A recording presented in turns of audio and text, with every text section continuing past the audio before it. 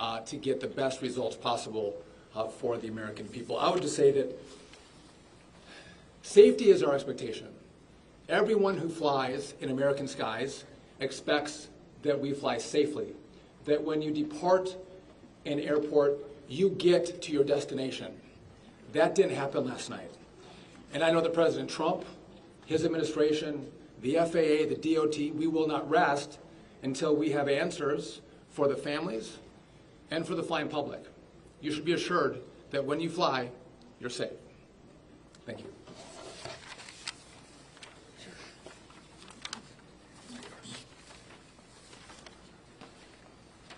Thank you, Secretary. Thank you, Mayor. I'm joined today with Fire Chief Bonnet from the Metropolitan Washington Airports Authority, and I'm John Donnelly, Chief of the District of Columbia Fire and EMS Department. Last night at 8:48, the control tower sounded an alert, which alerts responders to respond to a report of an aircraft crash on or near the airport. That sets off an immediate response from the Airport Authority Fire Department, from the District of Columbia and Metropolitan Harbor Patrol fire boats and other fire boats on the river in order to support that type of operation. Very quickly, this call escalated. It became apparent, the responders realized that they had a plane crash and immediately escalated to a response that ultimately included about 300 people last night. These responders found extremely frigid conditions. They found heavy wind. They found ice on the water, and they operated all night in those conditions.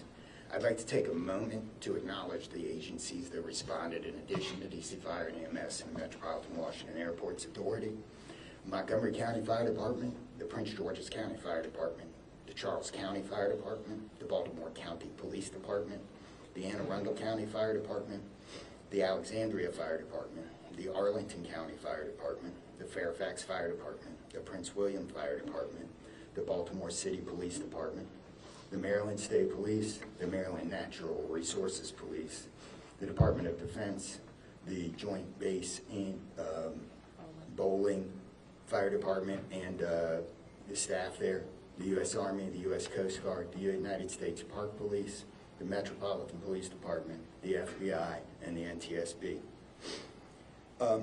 Despite all those efforts, we are now at a point where we are switching from a rescue operation to a recovery operation.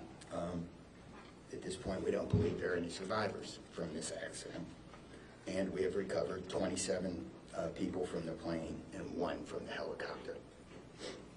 The District Office of the Medical Examiner has lead on reuniting these bodies and these people with their loved ones, and we will continue to work to find all the bodies and collect them and reunite them with their loved ones. We should also acknowledge that the Virginia Medical Examiner and the Army Medical Examiner are involved in this operation and a very important part of getting people identified.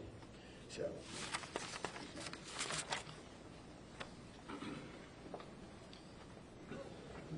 Our hearts are certainly with all of the crew in American Airlines, and we'll hear from CEO Iceland.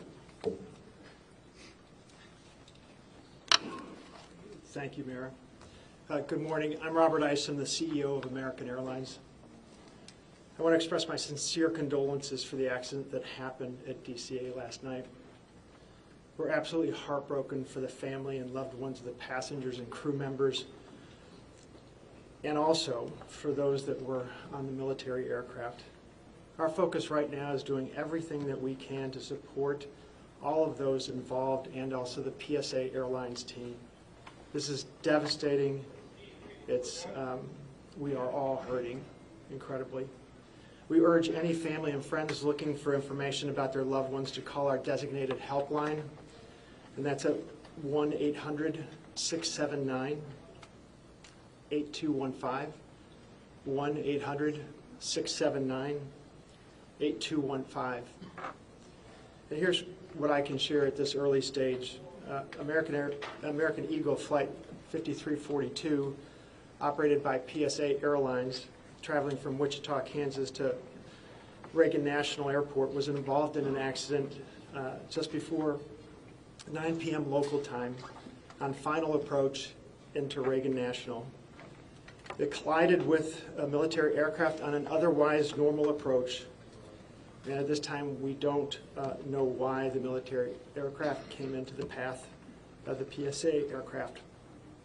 Flight 5342, a CRJ 700, was under the command of 4 crew members. They carried 60 passengers, as you know, for a total of 64 people on board.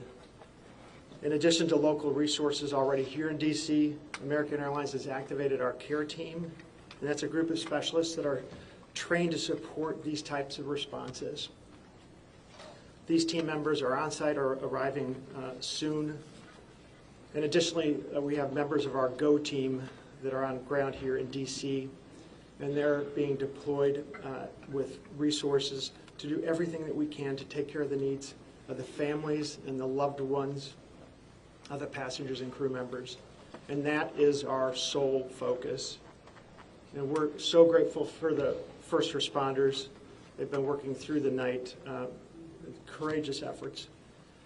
And we're actively working with local, state, and federal authorities on emergency response efforts and closely coordinating with PSA Airlines as they cooperate fully with the NTSB on the investigation. I know that there are many questions. At this early stage, I just won't be able to answer many, but we'll provide additional information as it comes. Thank you. I want to introduce the Metropolitan Washington Airports Authority CEO, Jack Potter. The authority manages Reagan Washington National and Dulles International.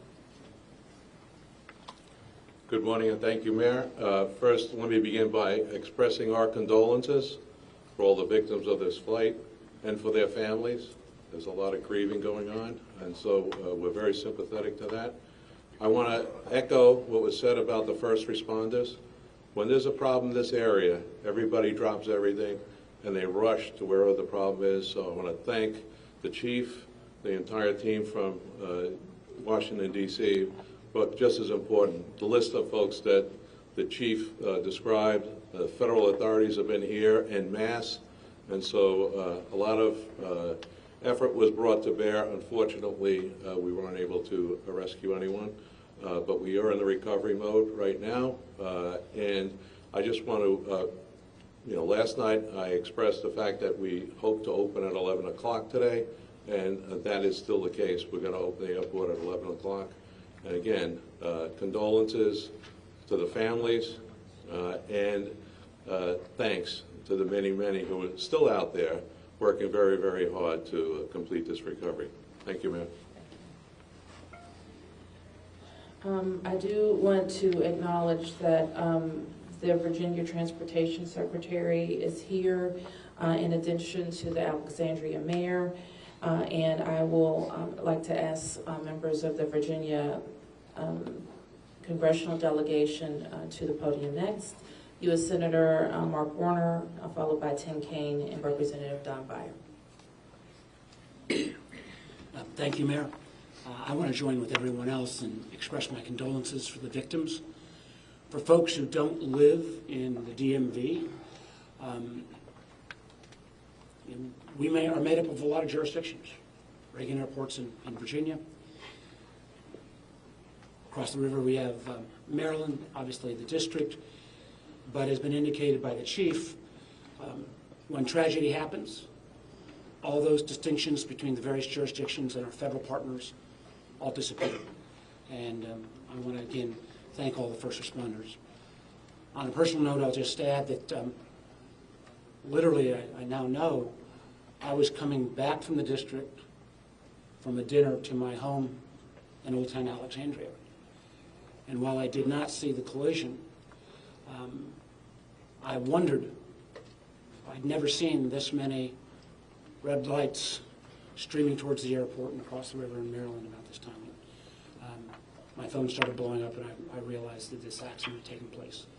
There'll be a time to figure out, I know NTSB will have a briefing later in the day, but to the victims, our condolences. To the first responders, our thanks. Sorrow, thanks, and questions. So sorrow, as all have expressed, to the crew, to the passengers, to the soldiers, to their families, to their friends, to their loved ones, to people who are still trying to get information and unsure whether their loved ones have been lost. We offer our profound condolences to them and our sorrow for this tragedy.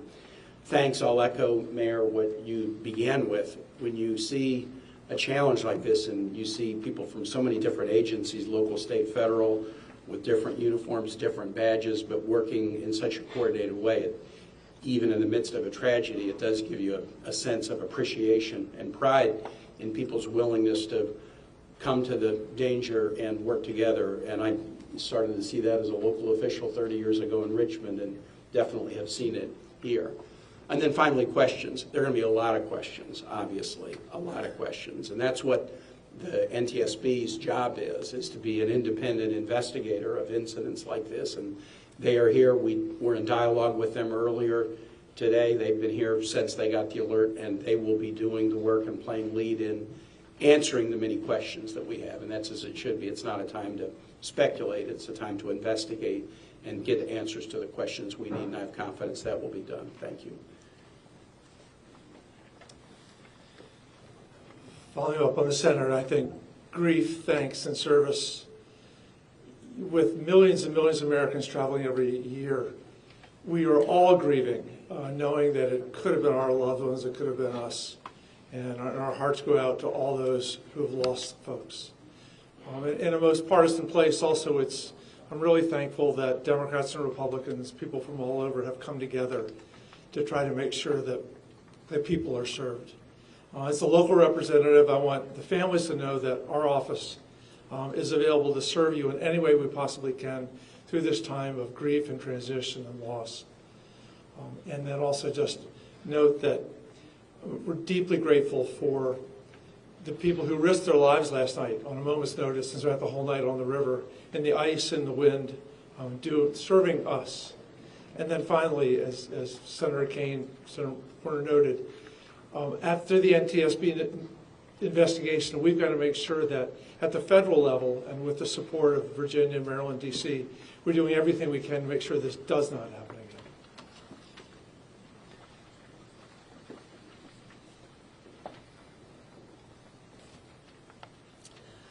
So with that, it's been said already that the National Transportation Safety Board becomes the lead agency in the investigation. Our jurisdiction in D.C., where the crash occurred over the river, concludes as we, in the leadership role of the Unified Command, as we shift to a recovery effort. We expect the National Transportation Safety Board to provide briefings to the press later in the day. So at this point, we can take a few questions. Yes? Can you say without a shadow of a doubt that people are safe to fly? What we can talk about today is what happened here with the collision of these vehicles. We've said what we know, and that the National Transportation Safety Board continues to investigate. I don't know that any of us have been briefed on anything that would suggest any other aircraft are implicated. Yes? You're still missing 30-plus people in the water. What are some of the challenges in recovering them right now? Chief? So the rescue operation, or the recovery operation, goes on. It's a lot of touch and feel in the different parts of the plane or in the helicopter, and the crash area is a little spread out, so we've got some work to do. And I think it's a pretty normal type of situation. I don't think it's extraordinary. How spread out is this debris field? So the wind started blowing last night, so we've had debris travel from the airport down as far as the Wilson Bridge. Mile-wise, how far is that? I couldn't tell you. Okay. Less than a month. This is a question for CEO Carter. You're going to open the airport at 11 o'clock this morning. How are you going to do that? And what impact is that going to have on operations, on passengers, on people's anxiety? How are we going to do this? Well, we're going to open the airport at 11 o'clock. It's safe. We've worked with all the federal agencies, FAA, and You know, it's been determined that we can open that airport safely. The recovery effort that's on our property is on the waterfront. Our primary runway, 119, will be open. It's away from any activity. We're going to have a secure area around that. So all are comfortable that we can get back to operations. Now, each airline will announce or communicate to their passengers what their operations are going to be. Obviously, their networks were disrupted overnight, and so we might have a slow recovery, but the bottom line is we will begin to have aircraft moving in and out of this airport at 11 o'clock. Okay, so 1, 2, 3. Has the flight recorder been recovered, the black box at all? I don't think we can say anything about what's in TSB's purview. You mentioned the airport opens 3 hours from now. There's a lot of helicopter traffic from the military, U.S. Park Police and all that. Will helicopters be flying right through here as well, beyond the recovery efforts? I don't know the answer to that. Jack, do you have anything to add? We don't have anything to add about that. Yes. This is for Secretary Duffy. Can you reassure Americans that the U.S. still has the safest airspace in the world? So the question is, can I guarantee the American flying public that the United States has the most safe and secure airspace in the world? And the answer to that is absolutely, yes, we do. We have early indicators of what happened here, and I will tell you with complete confidence, we have the safest airspace in the world. When it comes to informing these families who've tragically lost their loved ones, what has that looked like so far? Have any of them been informed? The flight manifest, is there any details you can provide on that front? Can you add anything? All I can say is that we have published the 1-800 number. We have family assistance centers set up here in DCA. We do in Wichita as well.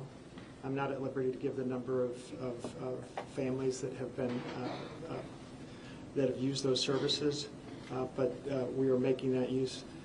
We have over 100 team members that are either here or on their way that are specially trained to work with family members, handle travel arrangements, hotel arrangements, incidentals, to make sure that we're taking care of people in any way that they can. As you know, as our teams are hurting and suffering, as our passengers and their families need assistance, we're doing everything we can. I don't have any more information on that right now. Mayor? You're next.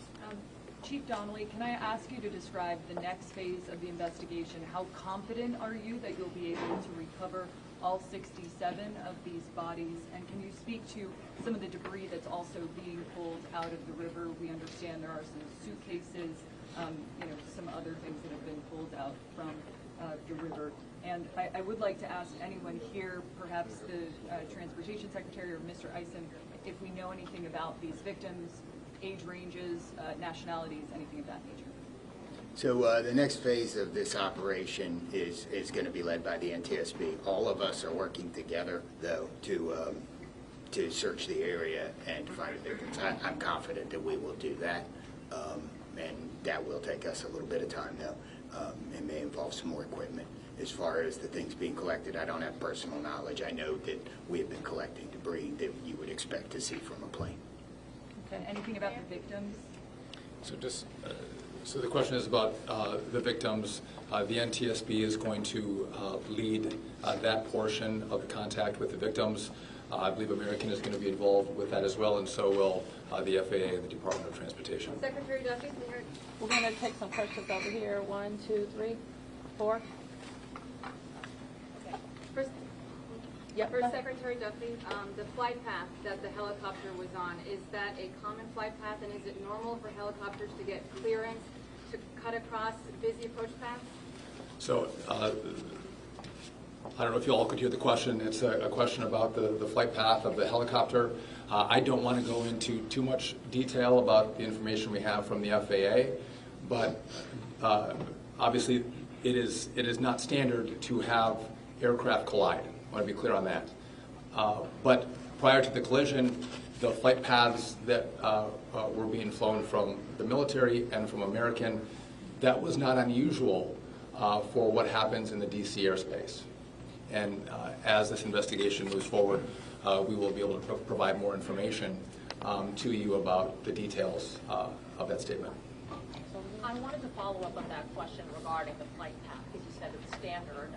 So can you speak to the conversations with the air traffic control? Were there blind spots here? I don't know if you think standard. So the question is, were there blind spots with air traffic control? I don't want to make statements about that. I don't lead into that answer. But again, I think whether it was air traffic control, whether it was military aircraft, helicopters, or the American flight, everything was standard in the lead up to the crash. Now, obviously, there was something happened here. You'll get more information and more details as this investigation moves forward. We'll learn what happened. But again, those who live in the D.C. area, we see military helicopters fly up and down the river. It's a standard path that they fly. They're used to aircraft landing at DCA, and there's a procedure in place because this happens every day. Something went wrong here. I look forward to the time and point when we can give you that information, but I don't want to comment on that right now. Okay, Senator Payne, Senator Warner, you all have been very vocal about your concerns about busy runways here, air traffic. I know it's still early in the investigation. I'm just curious if any steps that you all plan to take to address that. We have raised this issue continuously. We've got very busy airspace. I think we will ask questions, but at the appropriate time. We are in this period right now where families are still being notified. We're trying to figure out what happened. There'll be time for those discussions, I think. Yeah, I'd just say the same thing. We've been pretty plain about our concerns, but it isn't a good time to speculate right now. We have faith that the NTSB will provide the answers about this. Okay, you fourth here, and I'm going to take 3 in the middle, and then we're going to have to wrap 1, 2, 3 after this young man. Thank you, appreciate it. Chief, I know, again, I can imagine it must be traumatic for your first responders to have to deal with this. How are they doing right now, and are you all going to be offering any services to help them as they process this? So thank you for the question. Our first responders are resilient people, but yes, this call will be hard for them. Our peer support teams are already engaged with the responders, and we'll be following up on that to make sure that they're okay. But I think the concern is real. Okay. Thank you, Ms. Barry. What kind of communication was there between the helicopter and the tower, the plane and the tower, and the helicopter and the plane? I don't want to say too much on the communication between the helicopter and the tower and the airline and the tower, but I will say this: there was communication. It was I would say standard communication. So there was not a breakdown, if that's your question, in communication between the military helicopter and the American Airlines flight. There was communication between the aircraft and the tower. Was the plane aware there was a helicopter in the area?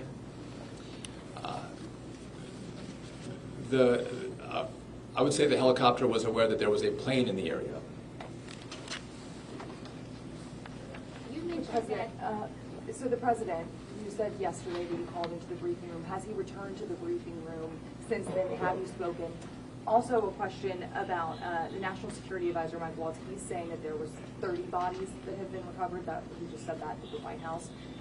Curious. I know you're in this presser right now, so that's hard for you to update. But I do have the question on POTUS in the briefing room. I can do the body question first. So in terms of body recovery, as we recover bodies, we have a process, and we're not counting any bodies until they're in the possession of the medical director. So there may be some fluctuating in numbers that other people would report, but our numbers from the medical examiner.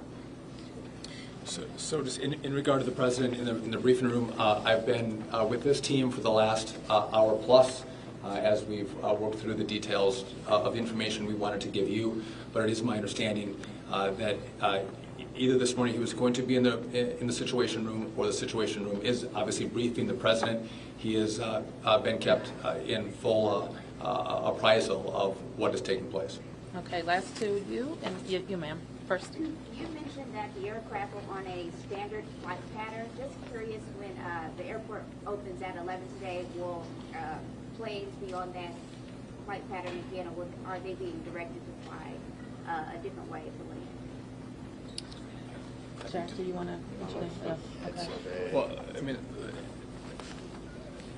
safety is paramount, and I don't have that information quite yet from the FAA, so I don't want to provide an information I don't want to provide an answer or inaccurate information on what routes will be flown out of DCA. Okay, last one. Two questions really quickly. What do you know about the experience and history of the pilots of both the American Airlines plane and the Army Black Hawk helicopter?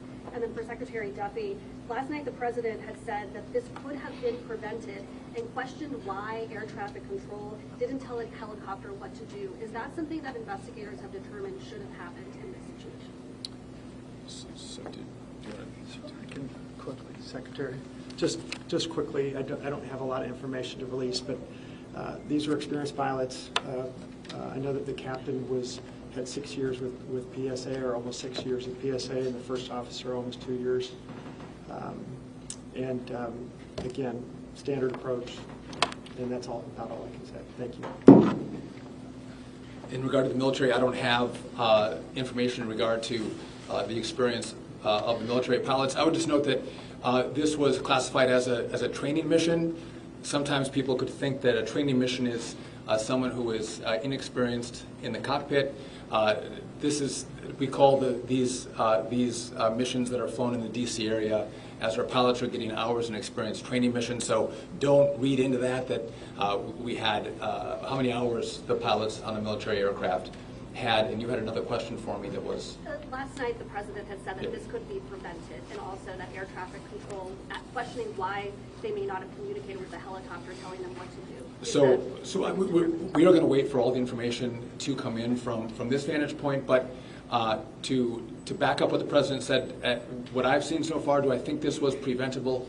Absolutely. Thank you. Thank you. Is there an acting FAA director?